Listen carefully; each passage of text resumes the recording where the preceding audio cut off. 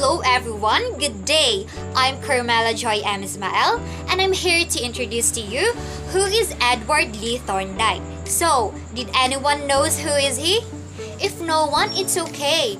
Edward Lee Thorndike, born on 1874 and he died on August 9, 1949. He was an American psychologist who spent nearly his entire career at Teachers College, Columbia University. His work is on comparative psychology and learning process to lead the theory of connectionism and help the scientific foundations for educational psychology. He also worked on solving industrial problems such as employees' exams and testings. He was a member of a board of psychological corporations and serves as a president of American Psychological Associations in 1912. Thorndike ranked as the ninth most cited psychologist of 20th century. Edward Thorndike had a powerful impact on reinforcement theory and behavior analysis, providing the basic framework for empirical laws in behavior psychology with his law of effect. Through his contributions to the behavioral psychology field came his major impacts on education, where the law of effect has a great influence in the classroom. Are three contributions of Thorndike.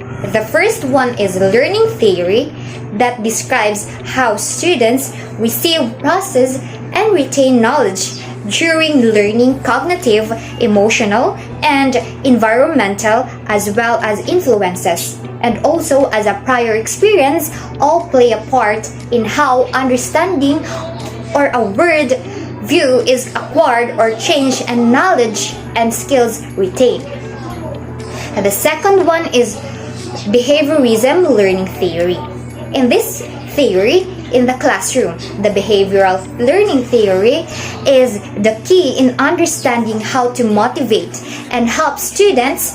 Information is transferred from teachers to learners. From a response to the right stimulus, teachers are use behaviorism to show students how they should react and respond to a certain stimuli. This needs to be done in a repetitive way to regularly remind students what behavior a teacher is looking for. The third one is the law of learning. There are 6 laws of learning that suitable for most learning situations, that keeping these laws in mind when planning a lessons that helps instructors or teachers create a better learning atmosphere for students. And these 3 laws of these 3 contributions of Thorndike will be expound or elaborate with my co-reporters, and that's all. Let's now proceed to the principles of learning. But first, I have prepared an introductory question for all of us. As educators in the making, how would we apply Thorndike's theory in the classroom? As we go along with this discussion, I hope and I pray that all of us would watch, listen, understand, and reflect towards Thorndike's theory. In relevance to the principles of learning, let's define first what is connectionism. An educational philosophy that says that learning is a product of the relationship between the stimulus, which is something that causes a reaction, and the response, which is the reaction to a stimulus. Thorndike was the psychologist who first proposed that connectionism is key to learning. Connectionism was his main philosophy. He said that learning is about responding to stimuli. His theory is still used in classrooms of today. Principles of learning. Edward Thorndike specified 3 conditions that maximize learning. Law of effect. It says that if a stimulus results in a positive outcome, it strengthens the stimulus-response bond. While if it results in a negative outcome, the stimulus-response bond is weakened. Examples. If you study and then get a good grade on a test, you'll be more likely to study for the next exam. If you work hard and then receive a promotion and pay raise, you'll be more likely to continue to put in more effort at work. Law of exercise. It says that the more you do something, the better you are in stimulus-response bond. Examples. Practice makes perfect. Magpadayon dapat kita. These idioms reflect like the exercise, the word itself in the law of exercise, to have consistency and patience to learn something. Law of recency. It says that the most recent response is likely to govern the stimulus. Examples. Teachers carefully plan a summary for a ground school lesson. They repeat, restate, or re-emphasize important points at the end of a lesson to help the learner remember them. The closer the training or learning time is to the time of the actual scenario, the more apt the learner is to perform successfully. To end the principles of learning, I would quote from Edward Thorndike.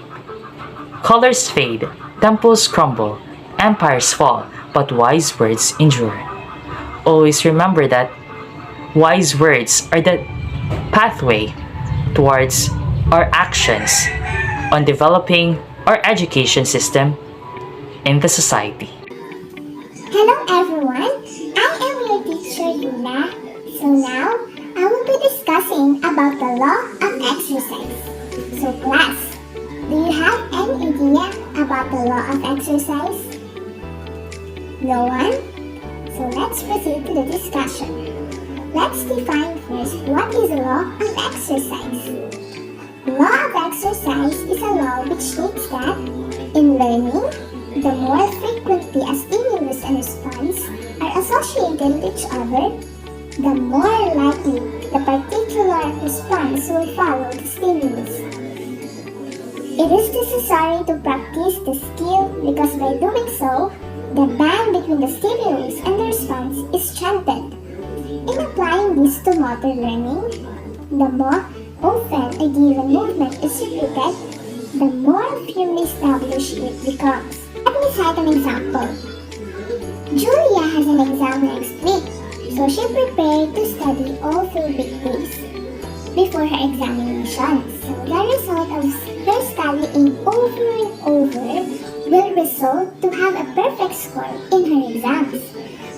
The law of exercise here is being applied because she studied every single day to cope up their lessons and get a high score in their exams. Another example of law of exercise is when we are doing a choreography. Of course, before we present or perform on the stage, we need first to practice and master the steps. So if we practice every day, it would be easy for us to memorize and master the steps so that we can dance perfectly on the stage. The law of exercise has 2 parts. The law of use and the law of disuse. Let's define first the law of use. Law of use, the more often an association is used, the stronger it becomes. For example, a toddler who is practicing writing have a potential to learn in early stage if the toddler continue to practice every day. So the key of this, we should have constant practice in what has once been learned. We should devote much of our learning time to acquiring all these facts, abilities, arts, and skills which we shall find useful. Another is the law of disuse. The longer an association is unused, the weaker it becomes. So, much time should not elapse between one practice and the subsequent one. Delayed use or long disuse may cause forgetfulness. Example of a scenario, law of disuse. I have stopped studying so long ago. Now it's so hard to sit and study again. Due to the delay, it would be harder for him to study again. Edward Lee Thorndike believed that educational practice should be studied scientifically. he developed a set of principles to guide teachers in the educational process. His theory of connectionism links stimulus and response relationship to a neural bond. The law of readiness discusses satisfiers and annoyers as they relate to readiness to perform an action. Thorndike's law of effect focused on the role of reinforcement before the use of this term was common.